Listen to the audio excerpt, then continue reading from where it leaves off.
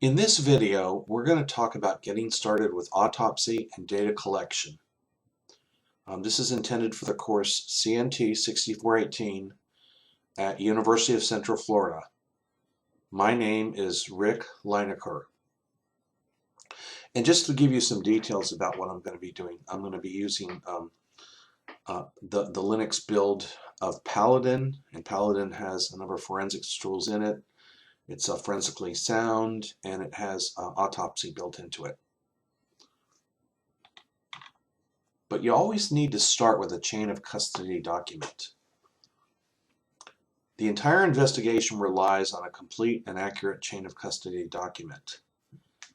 Any inaccuracy or incompletion in this document may jeopardize the case in court. For this reason, you need meticulous attention to detail. Okay, so here I've got a sample chain of custody form opened up in Microsoft Word, and I need to go through this with you for just a minute.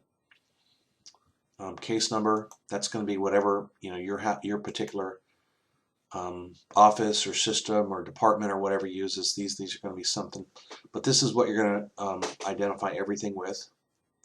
The offense, now you may or may not even know the offense. Sometimes you've just been asked to look for something unspecific on so do your best here. You might say either kidnapping, if you really know it, or you might say something like preliminary investigation or something. Submitting officer, if you're law enforcement, this is easy. If you're not, just put your name. Victim, you may or may not have a victim. You may not even know who the victim is. Here again, the suspect, you may or may not know the suspect.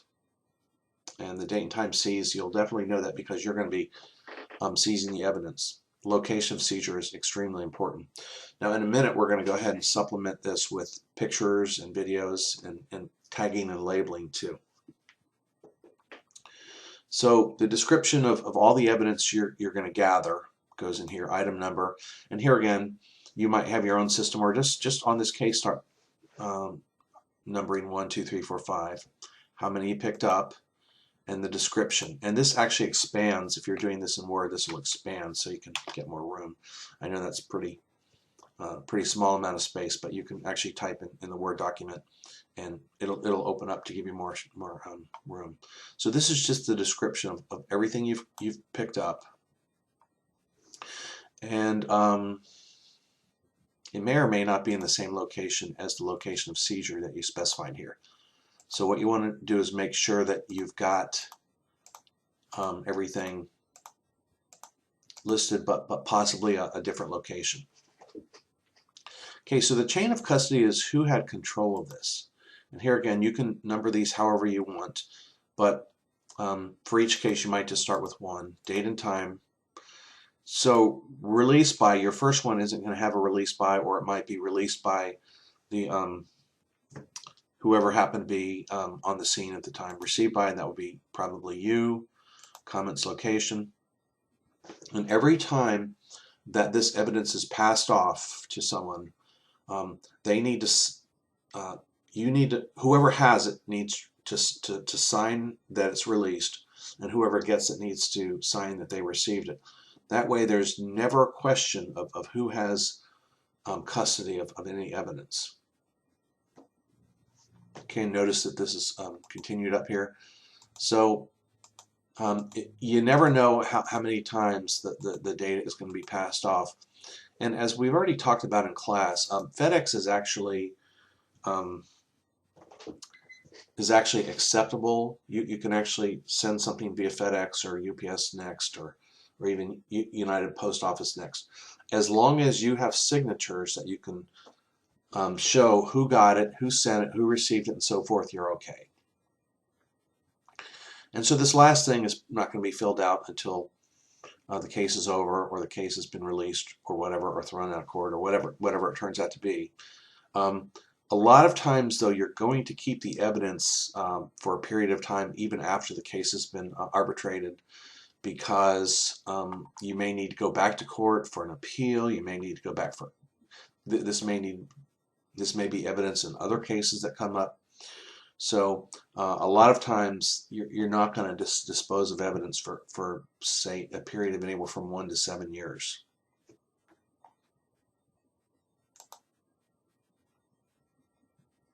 So you're going to want to take pictures in order to document what you're doing. And I've just taken a couple here just to sort of give you the idea. The more pictures actually the better. And basically I'm going to be taking this flash drive out, and that's what I'm going to be, that will be the evidence. So that's why I took these front pictures. You may also consider taking video. This will give you maybe a better idea of what's going on than pictures. Okay, so it's a really good idea to create labels for your pieces of evidence. And this way, you'll have a case number, you'll have actual identification marks on whatever the evidence is. So this is a great idea for bolstering your chain of custody.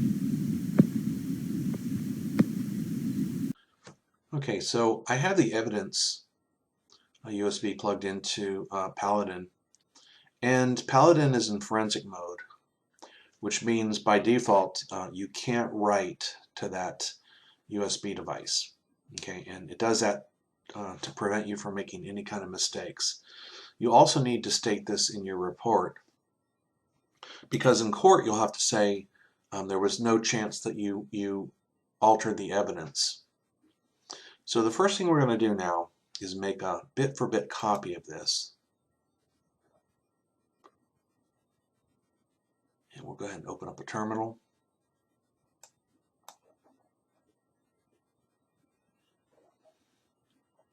Okay, now just so I can see what's going on, I'm going to go ahead and go into the desktop, and that way it'll save to the desktop. Also, another thing I customarily do, I'll go out here and just check to make sure I have the device name right. And I'm running Paladin actually off of a DVD because I've gotten much better results. So you may notice a couple of slowdowns here and there with regards to how fast it runs, how fast it brings things up. So I go to the disk manager, and I see that the USB device is SDB. Okay.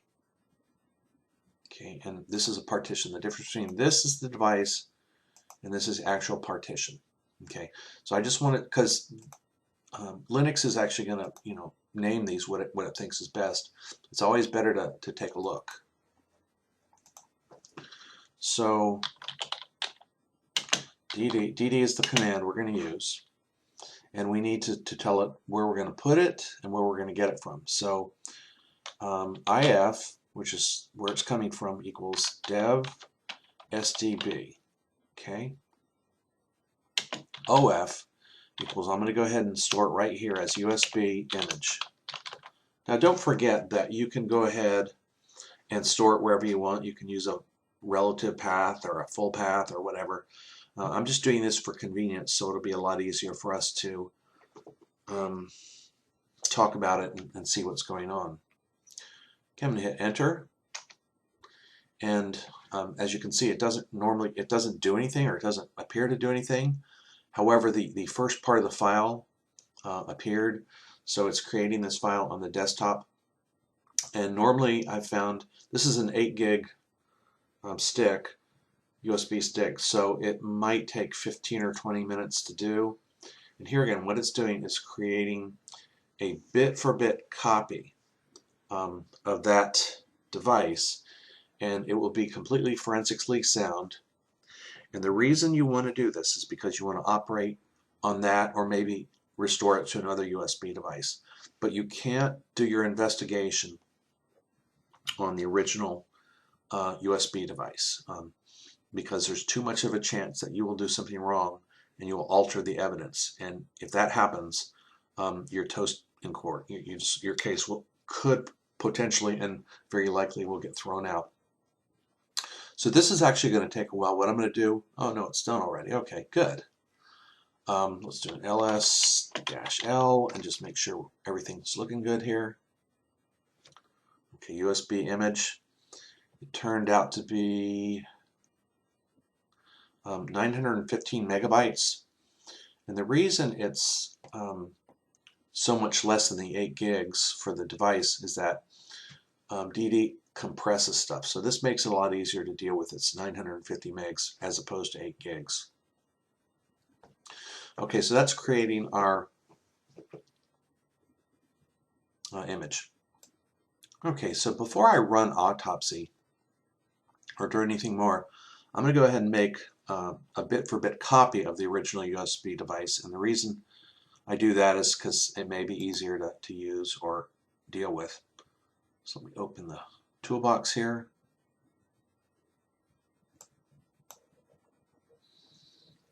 And what I'm going to first start doing is wiping the device. And basically what wiping does is it completely zeroes everything out. Now, when I go to wipe, you'll notice that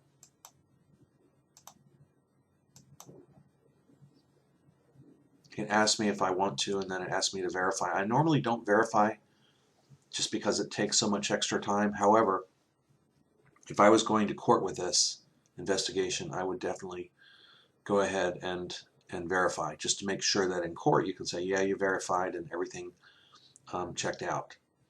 So just make sure that you do that. Okay.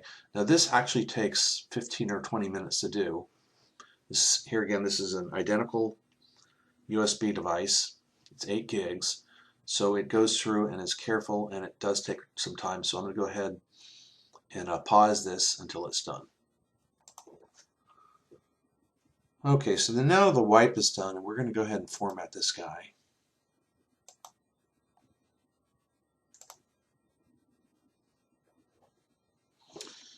And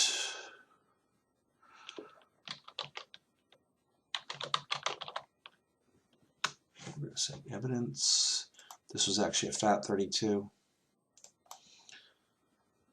partition. And here again, this will take a while. So I'm going to go ahead and pause the recording until this is done.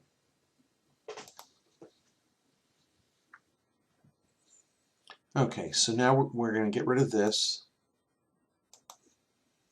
And all we have to do now is reverse the process, reverse the backup process. So we're going to say sudo dd if, instead of,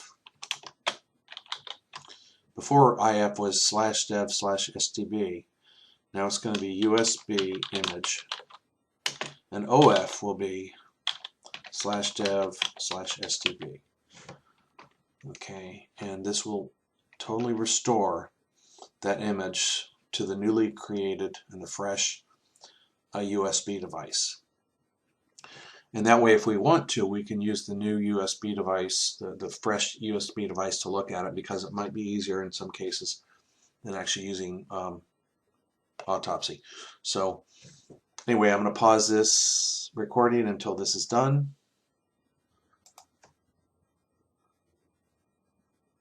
Okay, so Paladin is done. DD actually is done. I'm restoring the USB device. So we'll go ahead and open up something to take a look at the contents.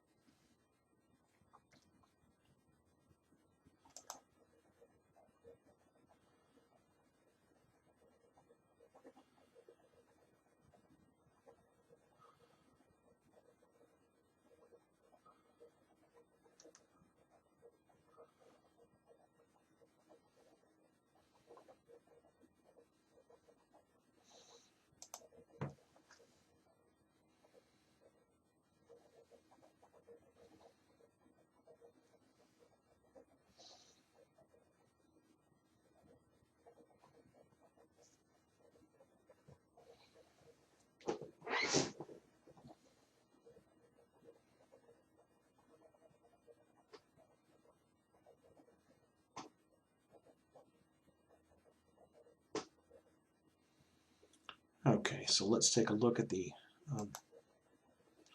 evidence device. And it's got all the same files and these two folders that were on the original evidence.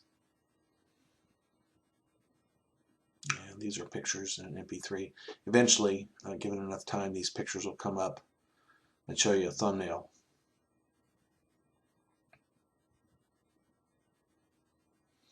But that's okay, we don't need to look at that right now. Anyway, so now I've got two things I can explore. I can explore the copy of the USB device, and I can explore the actual USB image.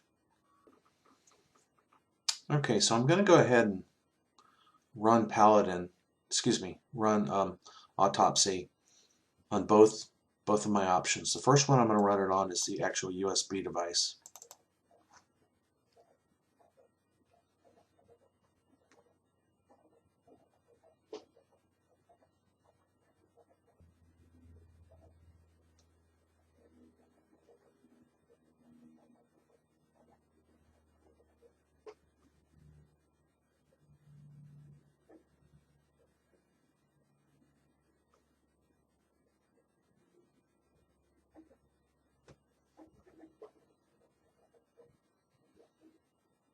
Okay, so let's go ahead and create a new case.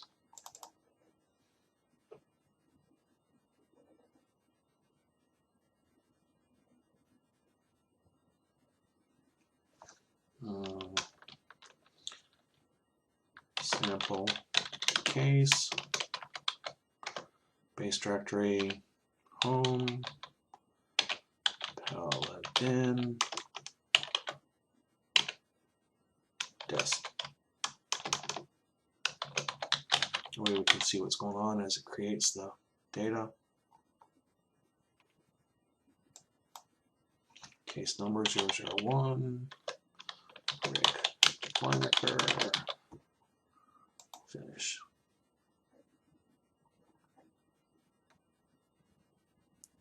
So I'm going to go ahead and explore and examine the actual USB device.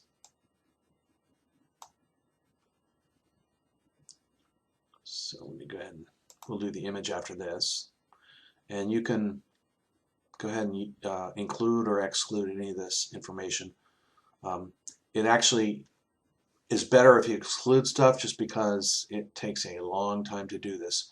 But I'm going to go ahead and leave everything checked, and I'll have to pause this video because it really is going to take a ton of time to do this.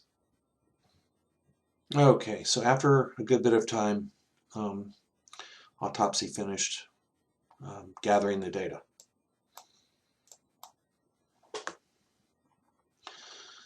So there's actually a lot here. What I'm going to start with extracted content here. Okay, there is none.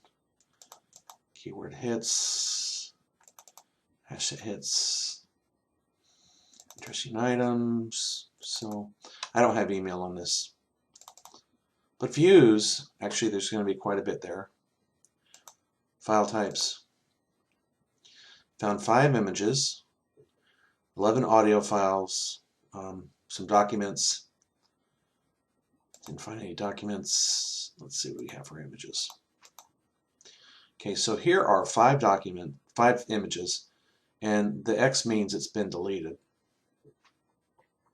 Okay, shows the location, and really all the information that will allow you to kind of figure this out. Videos, there weren't any. Audio, there were quite a few.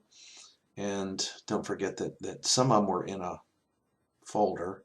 Some were right in the root of the drive. Okay, archives. Documents, let's go to 0 HTML, 0 Office, 5 PDF, 1 deleted, the rest intact, and 2 existing .txt files. Okay, so we're going to do a bit more on this shortly, but for right now I just wanted you to take a look at this and note that it is saved on the desktop. Okay, so we can get to this. We can open this up again later. Okay, so that we can be complete in our treatment, let's close this case. Create a new case. USB image case. Let's say USB image sample case 002. My name there. Okay, so now let's go ahead and browse for that. Here you go. And here again, this is going to take a good while to finish up. So I'm going to pause the video. Okay, so here we have the end of the analysis by Autopsy. And note here that it analyzed USB image.img and not the actual device. So let's see what we can find here. Same images. This one's still deleted. No videos, some audio, documents, some PDFs. One of them deleted. No, so this is really a much better way to go because it's actually faster and forensically more sound.